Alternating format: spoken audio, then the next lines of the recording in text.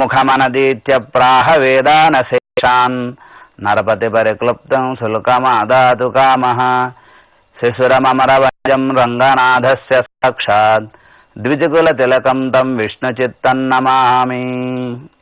భగవంతుని యొక్క స్వరూప రూప గుణ విభూతులను ఈ లోకంలో ప్రకాశింపజేయటానికి భగవంతుడే స్వయంగా అవతరింపజేసినటువంటి వాళ్ళు ఆళ్వార్లు అంటారు.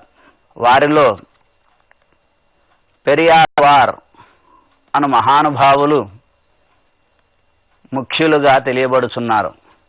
భగవంతుని యొక్క నామానుసంధానం చేస్తూ నిరంతరం తన చిత్తములో విష్ణు భగవానుని యొక్క స్వరూపాన్ని, వారి యొక్క కళ్యాణ గుణములను తలుచుకుంటూ ఉండేవారు. కాబట్టి వీరికి విష్ణు చిత్తులు అని సార్థక నామము. వైష్ణవ సంప్రదాయంలో ఆళ్వార్లందరిలో కంటే వీరు పెరియాళ్వార్, పెద్ద ఆళ్వార్ అని పిలువబడుచున్నారు. దానికి మనం 4 కారణములను తెలుపుకోవచ్చు. మొదటి, లోకంలో ఎవరికి ఏదైనా దుఃఖం కలిగితే భగవంతుణ్ణి ప్రార్థించి ఆ దుఃఖాన్ని నివృత్తి చేసుకుంటాం. కానీ వీరు అప్రాకృత దివ్యమంగళ విగ్రహంతో సాక్షాత్తుగా వారికి దర్శనమిచ్చినప్పుడు ఇంత అందమైనటువంటి దివ్యమంగళ విగ్రహం కలిగినటువంటి స్వామికి అజ్ఞాన భూయిష్టమైనటువంటి ఈ లోకంలో ఎటువంటి కష్టం కలుగుతుందో అని బాధపడుతూ వారికే శుభాకాంక్షలను, మంగళాశాసనములను, వారికి దిష్టి తగలకుండా వారి యొక్క శ్రేయస్సును కోరినటువంటి వారు. కాబట్టి పెరియాళ్వార్, పెద్ద ఆళ్వార్. భగవంతుడైనటువంటి శ్రీరంగనాథుని చేత మామగారు అని పిలిపించుకున్నటువంటి వైలక్షణ్యం చేత కూడా వారికి పెరియాళ్వార్ అని పిలుచుతున్నారు. అంతేకాదు, ఏమాత్రం గురువు దగ్గర ఎటువంటి అధ్యయనము లేకపోయినప్పటికీ కూడా వల్లభదేవుని యొక్క సభలో పరతత్వ నిర్ణయమును చేసి సాక్షాత్తుగా వటపత్రశాయి యొక్క అనుగ్రహం చేత పరతత్వ నిర్ణయమును చేసి విశిష్టాద్వైత సిద్ధాంత స్థాపనలో సింహభాగమును పోషించారు. కాబట్టి పెరియాళ్వార్ అనేటటువంటి సార్థక నామధేయం వీరికి తగినది. ఆనాడు కృష్ణావతారంలో తల్లి అయినటువంటి యశోదాదేవి అనుభవించినటువంటి శ్రీకృష్ణుని యొక్క బాల్య చేష్టితములను వీరు కూడా అనుభవించారు. ఆ అనుభవము వారిలో ఉండక అది బయటికి పొంగి ప్రవహించినది ఈ పెరియాళ్వార్ తిరుమొഴി అను ప్రబంధ రూపంలో.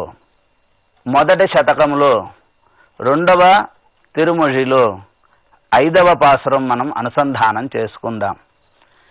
పిరంగియ పేయిచ్చి ములై సువై తుండిట్టు ఉరంగువాన్ పోలే కిడంద ఇప్పిళ్ళై మరంగోళ్ళి ఎరణియన్ మార్వై మున్కీండాన్ కురంగు కళై వందు కాణీరే కువిములయ్యీరు వందు కాణీరే. ఈ పాసురంలో, ఈ దశకంలో పెరియాళ్వార్లు శ్రీకృష్ణునితో గోపికలు ఆడుకునేటటువంటి ఆట, ఆ ఆటలో కూడా ప్రతి సందర్భంలోనూ శ్రీకృష్ణుని యొక్క దివ్యమంగళ విగ్రహ సౌందర్యాన్ని వీక్షిస్తున్నారట. ఆ దివ్యమంగళ విగ్రహ సౌందర్యాన్ని అనుభవించండి అని ఈ పాసురంలో తెలియజేస్తున్నారు. ఇందులో మనం తెలుసుకోవాల్సినటువంటి ముఖ్య విషయం ఏమిటంటే, పెరియాళ్వార్లు శ్రీ నరసింహస్వామిగా అవతరించినటువంటి స్వామి యొక్క వైభవాన్ని మనకి అనుభవింపజేస్తున్నారు. పిరంగియ పేయిచ్చిములై సువై తుండిట్టు కురంగువాను పోలే కిడంద విప్పిళ్ళై మరంగొళ్ళి ఎరణియన్ మార్వై మున్ కీండాన్ కురంగుకలై వందు కాణీరే కువిమలయ్యీర్ వందు కాణీరే అను నదిపాసనం. మున్ అనగా పూర్వము, పూర్వము అనగా ముందు అవతారంలో మరంగోళ్ ప్రహ్లాదునిపై ఉన్నటువంటి వాత్సల్య విశేషం చేత ఇరణియన్ క్రూరుడైనటువంటి దుర్మార్గుడైనటువంటి హిరణ్యకశిపుని యొక్క మార్వై వక్షస్థలాన్ని కీండాన్ చీల్చిపారవేసినటువంటి వాడు. అంతేకాదు పిరంగియ పేయములై సువైతు ఉండిట్టు, పిరంగియ భయంకరమైనటువంటి పేయిచ్చి పిశాచి అయినటువంటి పూతన యొక్క ములై వక్షస్థలమును సువైత్తు తాగుతూ ఉన్నట్లుగా ఉండిట్టు ఉంటూ ఉరంగువాన్ పోలే నిద్రించిన వాని వలె కిడంద లాగిపారైనటువంటి ఈ పిళ్ళై ఆ పిల్లవాడు యశోద యొక్క ఇంటిలో ఉన్నటువంటి శ్రీకృష్ణుని చంపటానికి వచ్చినటువంటి పూతన అనేటటువంటి రాక్షసి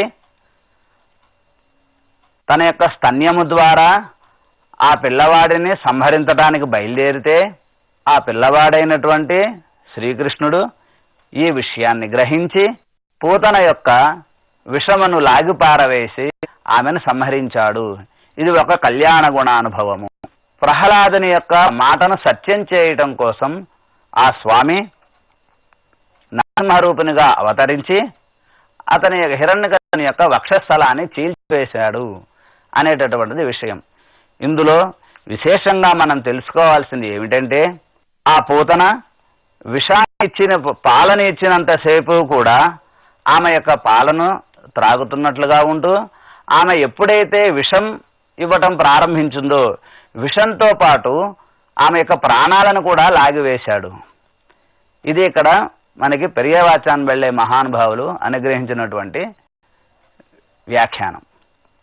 అంతేకాదు ప్రహ్లాదుని యొక్క విషయంలో ఉన్నటువంటి వాత్సల్యము ఎంతది అంటే, హిరణ్యకశిపుని యొక్క విషయంలో ఉన్నటువంటి కోపమంతా, అంటే హిరణ్యకశిపుని విషయంలో ఎంత కోపం ఉందో అంత అనుగ్రహం ప్రహ్లాదుడి విషయంలో ఉన్నది.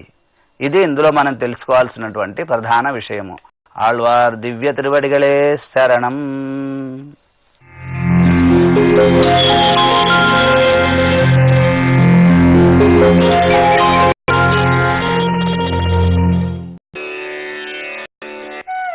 మధురమైన మాటలను పలకాలి. అథర్వవేదం. సంగీతాన్ని ఆస్వాదించే వారిలో నవరసాలను పెంపొందించే అనేక రాగాలు ఉన్నాయని, అవి నాద వైద్య విధానానికి ఎంతగానో దోహదపడతాయని గ్రహించారు ఎందరో సంగీత శాస్త్ర ప్రముఖులు. ఆ కోవలోని అనేక అద్భుత రాగాలను విశేషంగా సాధన చేసి తన వద్దకు చేరిన మానసిక వ్యాధిగ్రస్తులకు స్వస్థత చేకూరుస్తున్నారు డాక్టర్ శ్రీమతి రాజం శంకర్ గారు. రాగ చికిత్సా విధానంలోని వివరాలను, విశేషాలను విశ్లేషిస్తూ వారి మనోభావాలను, అనుభవాలను కళాక్షేత్రంలో మనతో పంచుకుంటున్నారు. కళాక్షేత్రం ప్రతి శనివారం రాత్రి 9 గంటలకు, తిరిగి గురువారం రాత్రి 9 గంటలకు.